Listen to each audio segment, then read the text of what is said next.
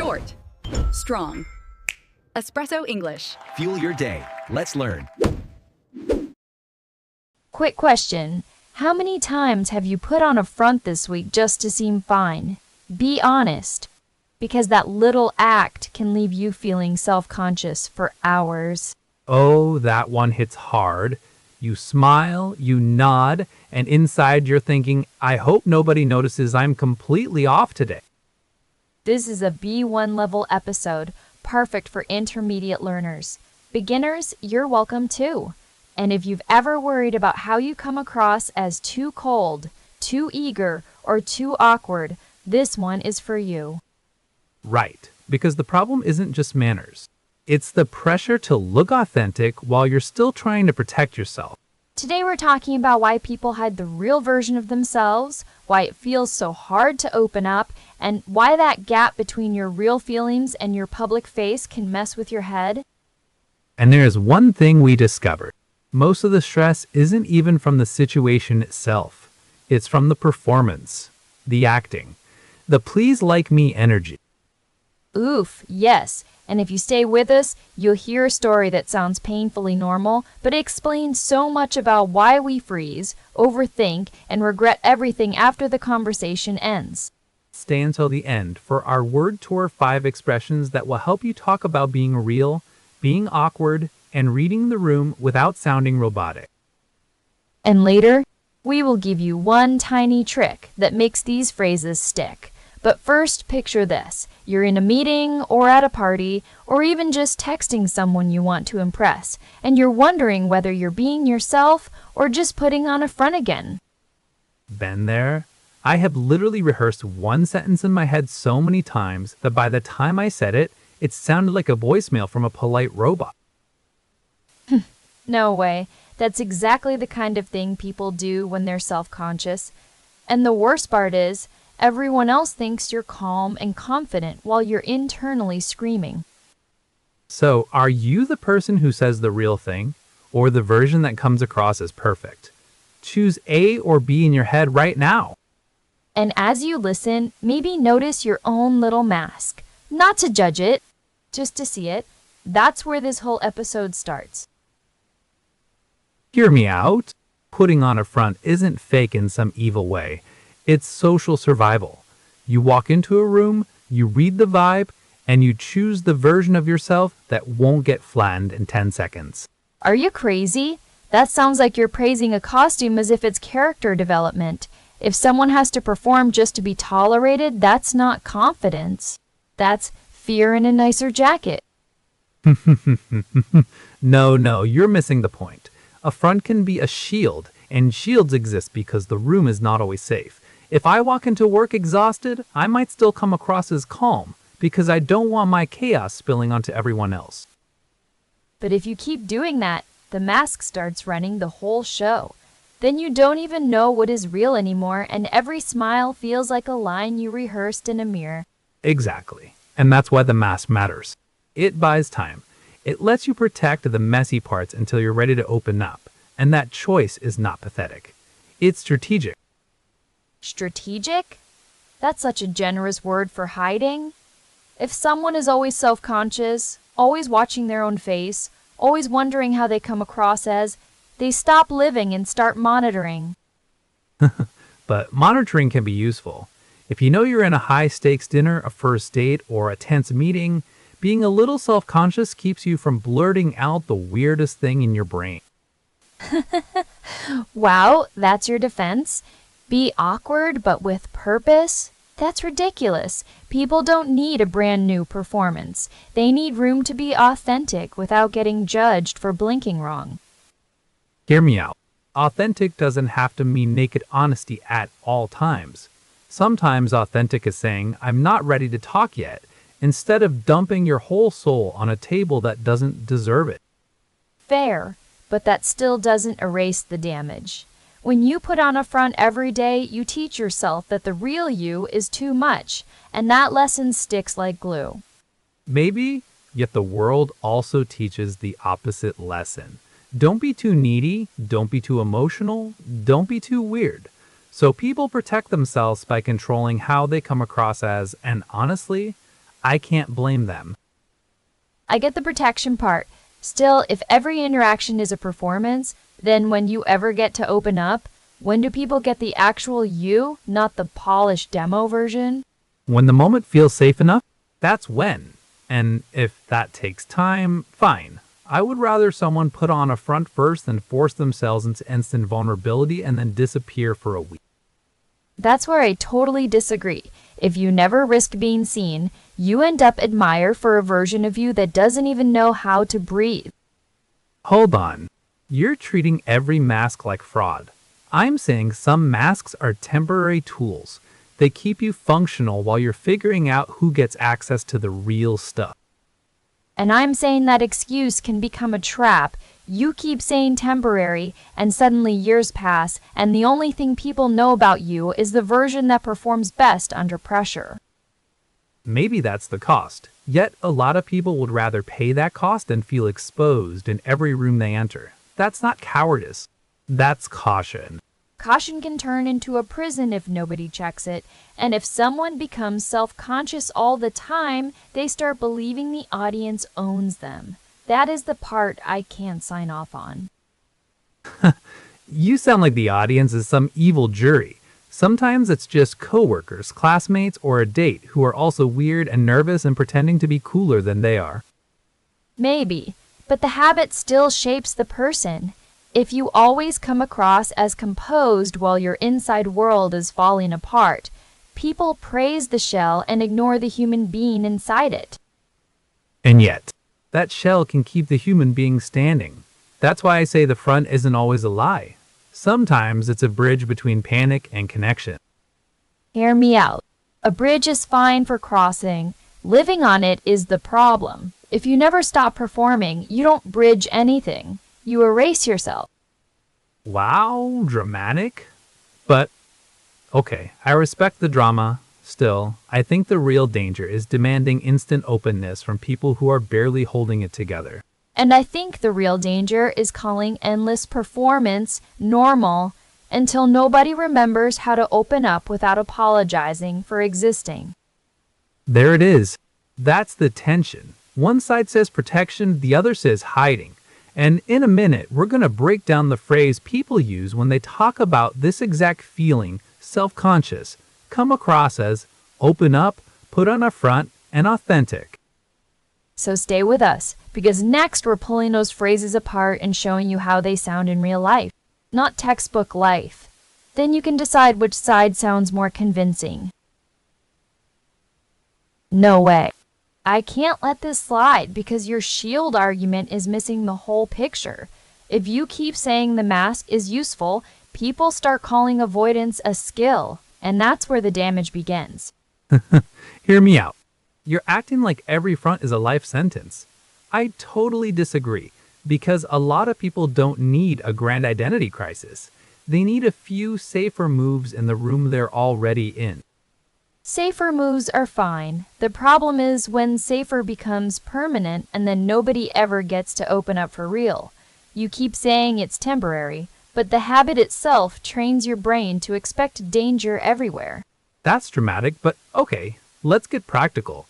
If someone is self-conscious in meetings, they can test one tiny change. Say one honest sentence instead of 10 polished ones and see what happens. One honest sentence is not my issue.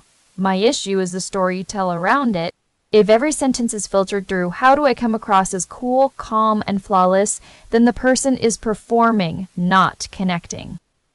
Maybe, but your version sounds like people should rip off the mask in public and hope for the best. That's ridiculous. A lot of people would panic, shut down, and then feel worse. I'm not saying rip it off, I'm saying stop worshiping it. If someone always puts on a front, they end up believing their real voice isn't welcome anywhere, and that belief is what crushes them. Then here's my solution.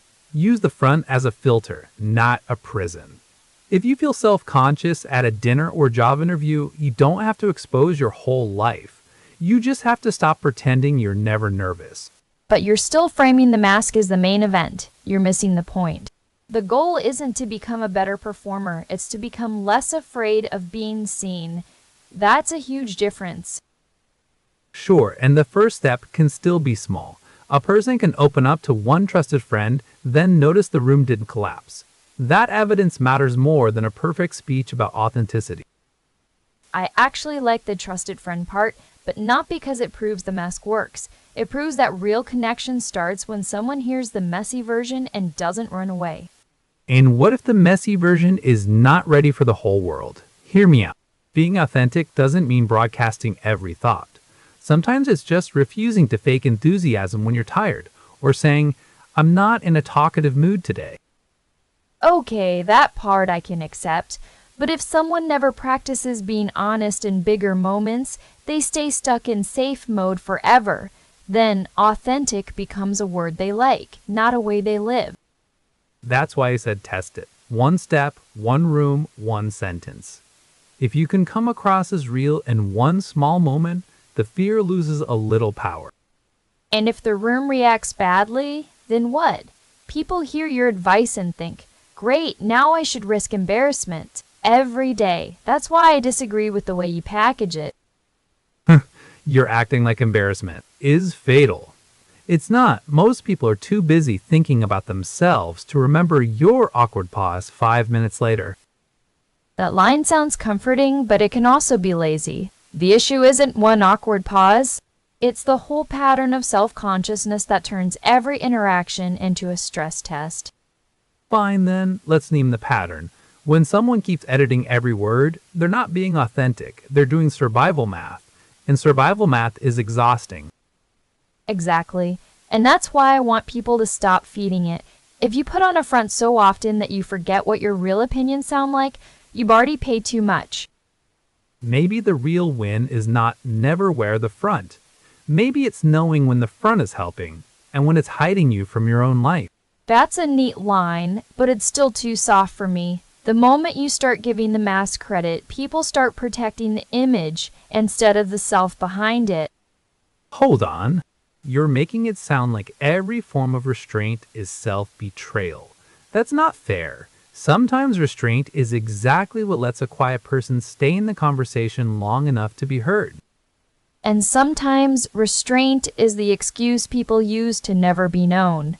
If you always come across as polished, people may admire you, but they still don't know you. Then tell me this. If someone is terrified of being judged, what do you want them to do tomorrow morning? Because just be real sounds lovely, yet it doesn't help at 8:15 a.m. in a loud office. I want them to start with one sentence that isn't designed to impress, one sentence that sounds like them, not their public relations team. That tiny truth is louder than a fake smile. And if that sentence shakes, if the voice cracks, if they feel exposed, then they survive it, and that survival matters. The fear tells them they'll collapse, but most people don't. They blush, they stumble, they keep going. And suddenly the mask isn't running the whole show? fine, that image is painfully relatable. I've definitely over-edited a text so much that it sounded like it came from a hostage negotiator. Exactly, and that's why this debate matters. People are tired of acting calm when they're not calm, cool when they're not calm, inauthentic only when it looks good online. So here's my last push. Don't treat the front like evil. Treat it like a tool you can put down when the moment feels safe enough. That's not weakness, that's control. And here's mine, don't let the tool become your personality. If you want a life where you can open up, you have to stop letting fear decide what your face, voice, and heart are allowed to be. There we go. Two very different answers, both loud, both stubborn, and neither one backing off. Exactly. And if you're listening right now, tell us which side you're on. Are you Team Shield or Team Real Voice? No way we're settling this here. Drop your vote in the comments because there's no right answer here. Okay, that clash is clear now. One side sees a front as protection, the other sees it as a trap. And in a second, we'll hit the word tour where those phrases stop sounding fancy and start sounding usable. Perfect. If your face says, "I'm fine," but your brain says panic, that's the exact moment these expressions show up. Right? And if you've been self-conscious in real life, This is where the language starts to feel personal, not just academic. Okay, word tour time. And these 5 phrases are everywhere when people talk about image, honesty, and social pressure. First up, put on a front. It means you act like a different version of yourself so other people see the image you want, not the one you actually feel inside. Right, like when someone walks into a party, grins too hard, and says they're fine while looking one bad text away from meltdown. Put on a front sounds dramatic, but people do it all the time at work, on dates, even in family chats. And the useful part is this. She put on a front so nobody noticed she was upset. Simple, clear, real. You can hear the tension in it because there's a hidden feeling under the surface. I've done that at the grocery store, honestly. I've smiled at the cashier while my brain was still replaying an awkward message from 3 hours earlier. Not proud, but very human. Next phrase, come across as. This is about the impression you give people. So if you say, he comes across as confident, you're talking about how he seems to others, even if he's nervous inside. And that's the sneaky part. People judge the vibe before they know the story. She came across as cold doesn't mean she was cold. It just means that was the impression in that moment. Exactly, and you can use it in so many real situations. I didn't mean to come across as rude, or he comes across as very genuine. It's one of those phrases that helps you talk about social nuance without sounding stiff. That one matters because people overthink their tone all the time. One text, one facial expression, one short reply, and suddenly they're spiraling about how they came across as weird. Third phrase, open up. This means you start sharing your real thoughts or feelings. Not a full dramatic confession, just letting someone in a little more than before. And hear this one in context. He finally opened up about feeling left out. That's powerful because it sounds like a door cracking open, not a speech at a podium. Nice image.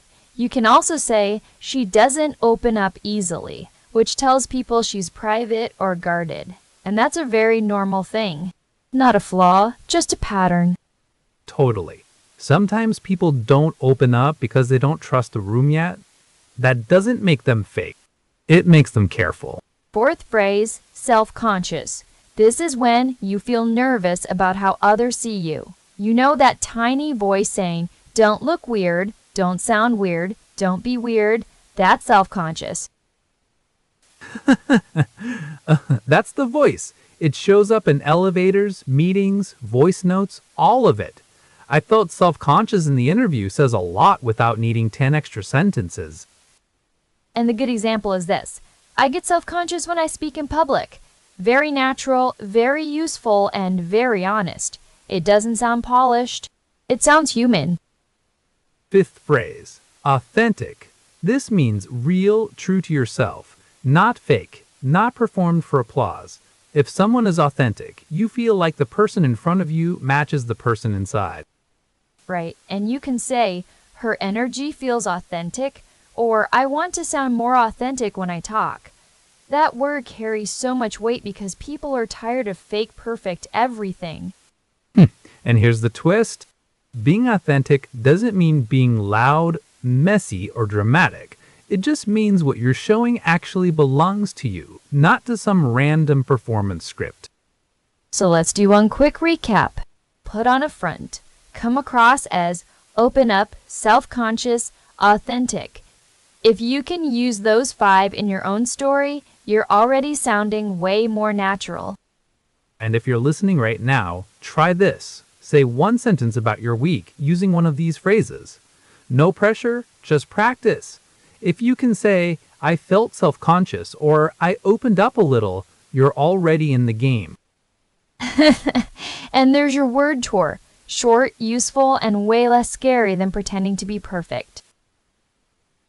So here we are. And I'm still not buying James's defense of the mask. If a person keeps putting on a front, the room gets a polished version and never the real pulse underneath. And I'm still not buying your just be open line. Are you crazy? A lot of people need that layer to walk into a meeting without falling apart in the first 30 seconds. But that layer can become a habit that eats the whole person. If you're always self-conscious, always tracking how you come across as, you start treating your own life like a performance review. Hear me out. Sometimes the performance review is real life. People judge fast, and a front can keep you safe long enough to decide who gets access to your real thoughts. And that's exactly why I disagree. Safety turns into hiding so easily, and then authentic becomes a word you like while the real you stays locked out. That's ridiculous because not every pause is hiding. Sometimes you open up in tiny steps, and that's all a person can handle without shutting down. Tiny steps are fine. My problem is when those steps never lead anywhere, and the same mask keeps showing up at every dinner, every call, every text. Fine, but if someone's voice shakes when they try to be real, I'm not going to call that bravery. I'm going to call it stressful and messy, which is exactly why a front exists. And I'm gonna call it human. Real connection starts when someone stops pretending to be perfect and lets the awkward truth breathe for once. Then let the audience decide. If you think a front is smart, vote for James. If you think it's a trap, vote for Aria. There's no right answer here. Tell us in the comments which side you're on, and say why in one sentence if you can. I want the raw version, not the polished one. And if you've ever put on a front just to survive a room, yeah, we've all been there. Now drop your vote and tell us which argument hit harder.